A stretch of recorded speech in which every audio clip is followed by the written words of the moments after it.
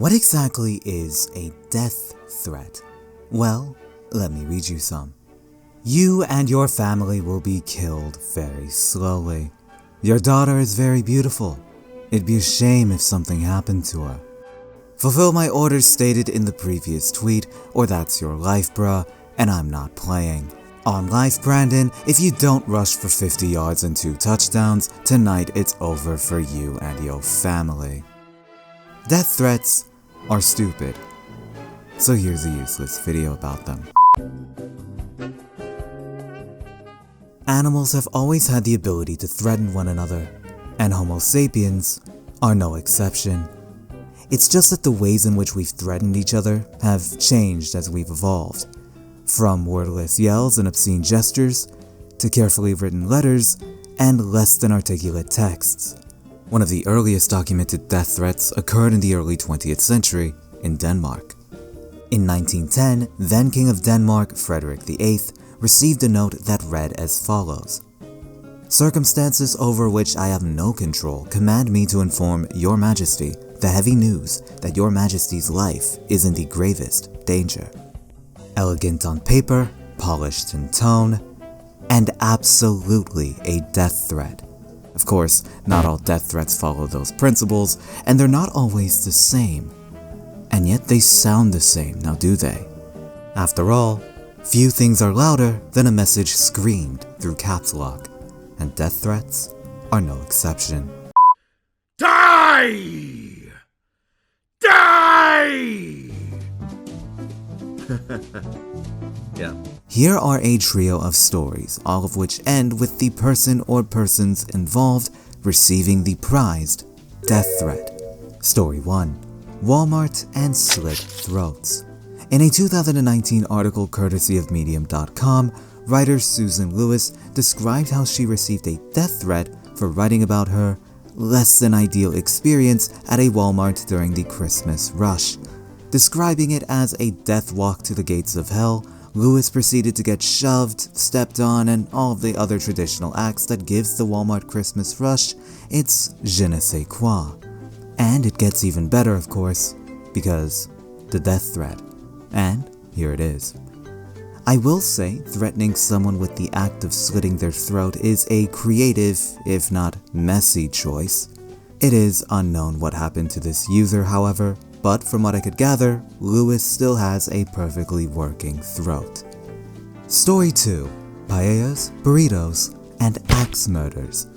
It's April 2017, and this video has just been released by the food channel Sorted Food. But first, to give you some context, what exactly is an ultimate food battle? 3 lifelong mates go head to head to cook up the ultimate dish around a theme. The theme for this battle was burritos, and Jamie, the normal of interest for this story, decided to make a burrito filled with a paella.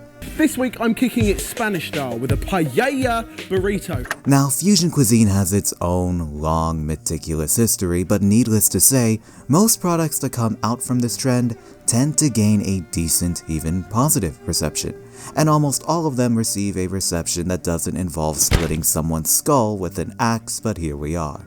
Because the Spanish were pissed, with some criticizing the burrito itself, and others criticizing Jamie's pronunciation of paella. However, some went the extra mile and threatened to kill Jamie with an axe, sending death threats his way and forcing Jamie to call the police.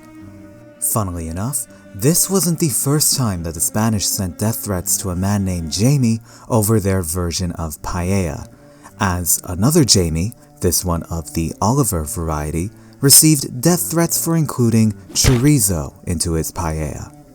So if you are a British man with the first name Jamie and a penchant for inciting an international incident, make a paella really badly. By the way, both Jamies are still very much alive. Story 3. Oh Danny boy, the ball is not falling. This is Danny Green, former NBA shooting guard who at this point in time was playing for the Los Angeles Lakers. Now, it's the 2020 NBA Finals, and Danny is about to miss this shot. There it is. Now, that's very important, because with that miss, the Lakers, who are up 3-1 in this series, and spoiler alert, will win the championship the following game, well, they ended up still losing this game. Now, as it turns out, missing an open three-pointer will piss people off, and while there's some understandability behind that anger, that goes away when you consider that Danny and his fiancée received death threats post-game. It's a basketball game.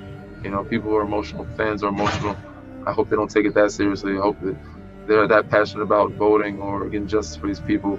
It got so ugly that people actually started justifying the threats, with one person in particular claiming that receiving death threats was just Danny experiencing an element of the Laker lifestyle. From what I could gather, nothing ever happened to these people, and Danny, as mentioned already, would win his third and final championship of his career. And this entire ordeal, like all the others, would be slowly forgotten through time. As you can see, death threats are quite the thing, huh? Written due to the breakage of seemingly important issues that are as insignificant and minuscule as the brains of those who write these threats in the first place. Still, they are written in batches, posted en masse to incite a little fear, and yet they're created by people too pathetic to actually follow through with them. Which is a good thing. Thou shalt not kill, and also murder is very illegal, which is interesting considering that death threats are also, and spoiler alert, illegal. Very illegal. We didn't do anything wrong. You know, we got no problem doing that. Yes, you scumbag. That's fucking illegal. Death threats have several definitions in the eyes of various laws, and how they are defined is similar to the threats themselves. Not always the same, but sounding the same. The penalties for committing such threats also varies, ranging from fines to imprisonment, which is also interesting given how people tend to get away with this sort of thing.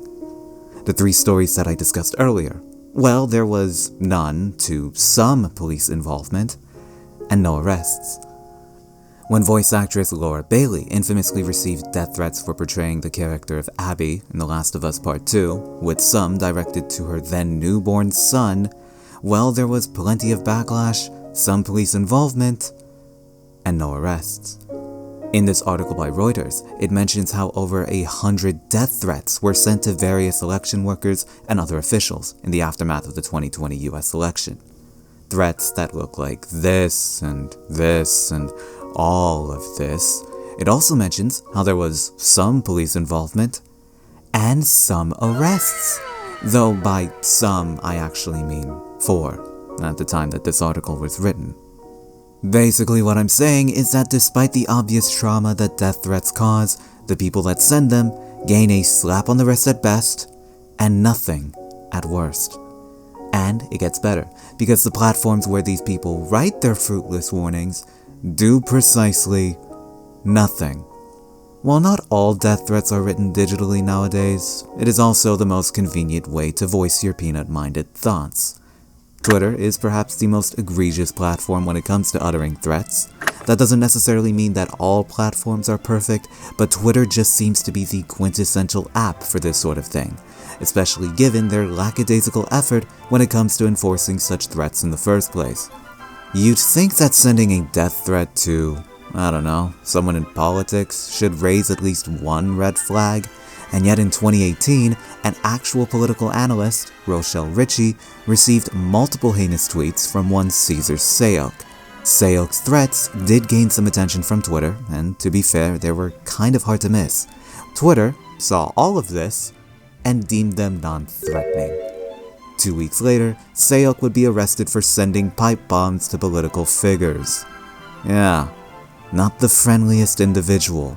Twitter would release statements of regret for not acting upon these tweets sooner, and vowed to make the platform a safer place. This is great banter. It really is. Are we a bad person? Well, let's start with the 20,000 people we impaled. We were pretty mad at Dad that day. Nevertheless, the death threat has evolved over time. In fact, I've already mentioned some of its evolutions: the written ancient variety, the digital modern variety, the best looking one, and the one that leads into another crime. But oh boy, are there plenty of others. The one that's written because you suck, the one that's written because another person sucks, the overly attached, the overly emotional, the overly loud, the overly unreadable, the fucked up one, the really fucked up one, the really, really fucked up one, and the one that's inadmissible in court, among a plethora of other types. So yeah, death threats are bad, and kind of pointless, and really dumb. But let's say you want to make one. Thanks for watching. By the way, do you remember this over here? Well, there is another interesting element to the scene that goes beyond bricks or threats. I'm mostly talking about this over here, a score bug, and fittingly enough, this important element to any modern sports broadcast not only received negative backlash, but its inventor also received some death threats as well. It just so happens that I also made a video on score bugs, so if you are interested, feel free to watch that as well. Don't worry, it's a lot shorter than this one. Anyways, thanks again. Goodbye.